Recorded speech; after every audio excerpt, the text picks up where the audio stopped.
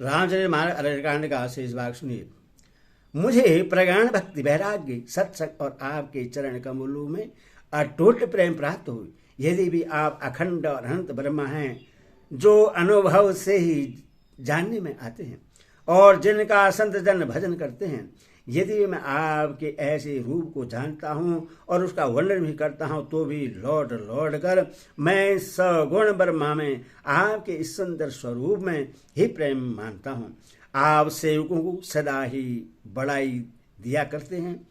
इसी से हे रघुनाथ जी, आपने मुझसे पूछा है।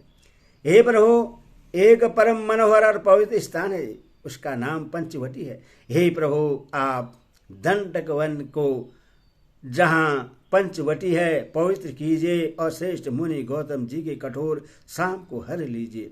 हे रघुकुल के स्वामी, आप सब मुनियों पर दया करके वही निवास कीजिए। मुनि की आज्ञा पाकर श्री रामचंद्र जी वहां से चल दिए और शीघ्र ही पंचवटी के निकट पहुंच गए। वहां गिरिराज जटायु से भेंट हुई।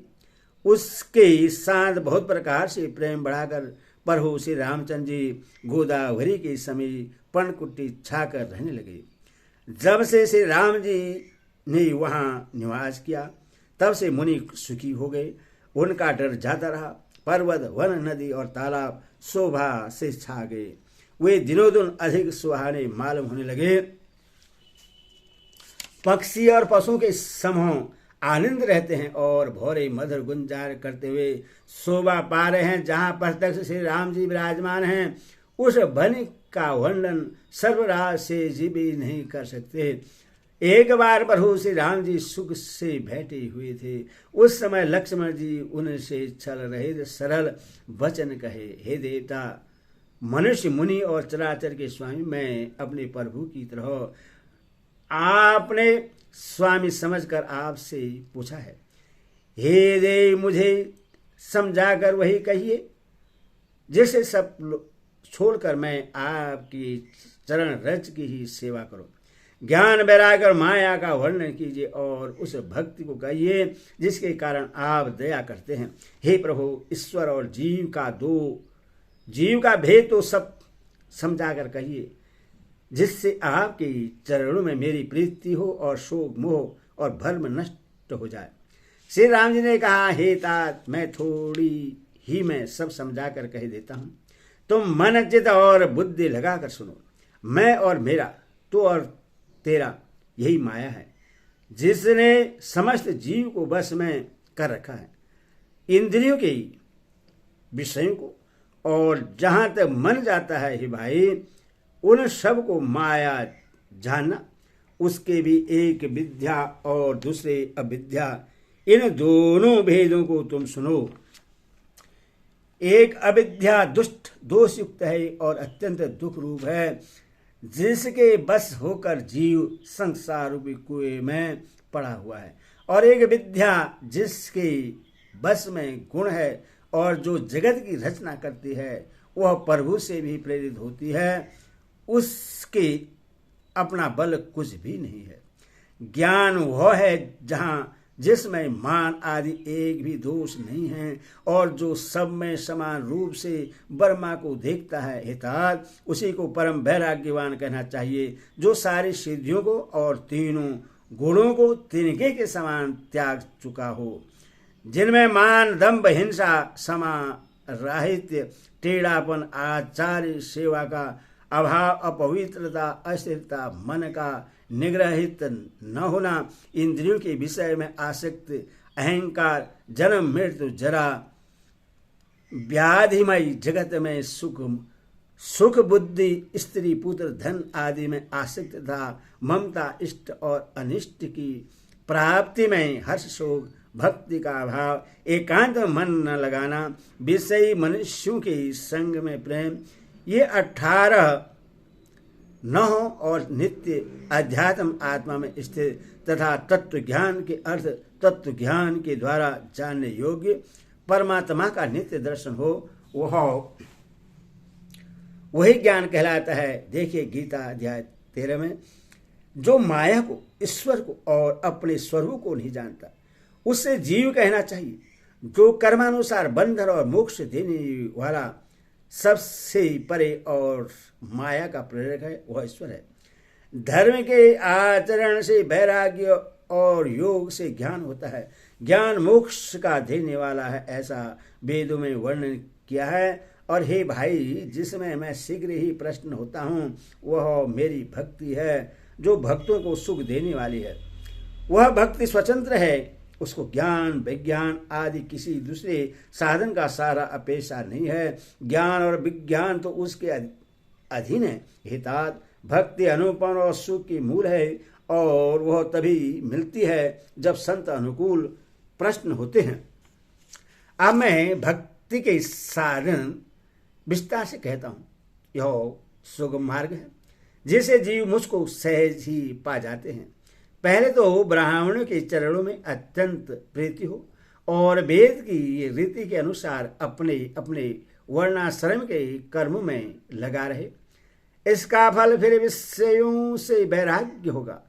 तब वैराग्य होने पर मेरे धर्म भागवत धर्म में प्रेम उत्पन्न होगा। तब स्वर्ण आदि 9 प्रकार की भक्तियां दृढ़ होगी, और मन में मेरी लीलाओं के प्रति अत्यंत प्रेम होगा।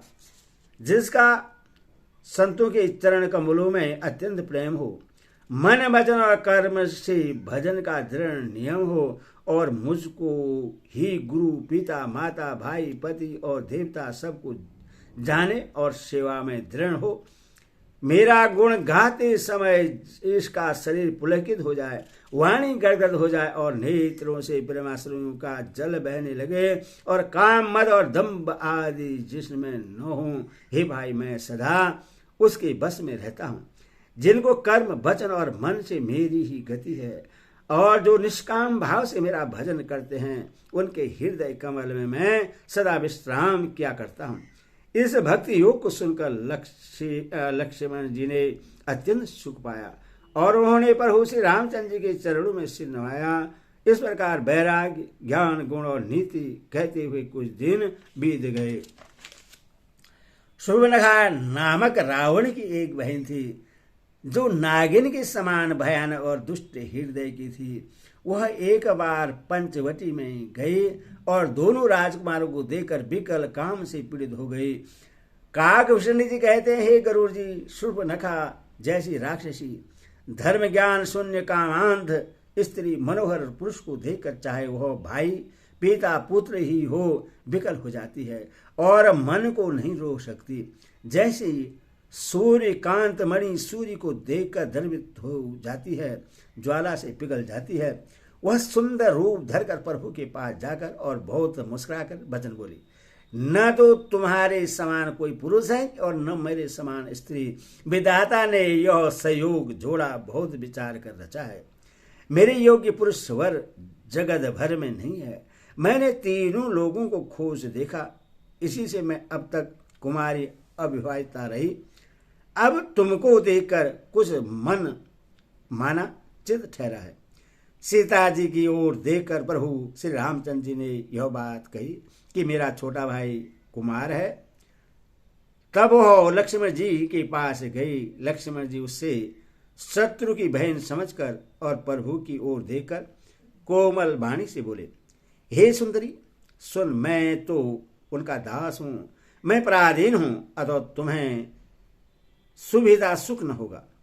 प्रभु समर्थ हैं, कौशलपुर के राजा हैं, वे जो कुछ करे उन्हें सब हफ्ता है।